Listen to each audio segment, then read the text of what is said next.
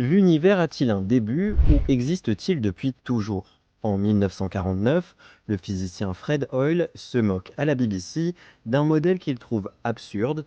Il parle d'un Big Bang. Le nom restera, mais pas la théorie qu'il défendait. Dans les années 40, Fred Hoyle et ses collègues portent le modèle de l'état stationnaire, un univers en expansion, mais éternel et immuable, sans début ni fin. Ce modèle évite la grande question: comment quelque chose peut-il naître du néant? C'est ce que propose depuis 1931 le prêtre et physicien belge Georges Lemaître. Son idée, c'est l'atome primitif, un état très chaud et très dense à l'origine de l'univers et de son expansion. C'est le précurseur direct de la théorie du Big Bang, qui, souvenez-vous, était une moquerie. En 1965, les observations vont trancher.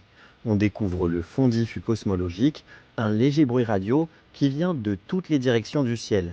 C'est la lueur fossile de l'univers très jeune que l'état stationnaire de Fred Hoyle ne peut pas expliquer. On observe aussi que les galaxies lointaines ne ressemblent pas aux galaxies actuelles et que des objets comme les quasars, ces trous noirs supermassifs d'une luminosité extrême, sont bien plus abondants à plusieurs milliards d'années-lumière dans l'univers jeune.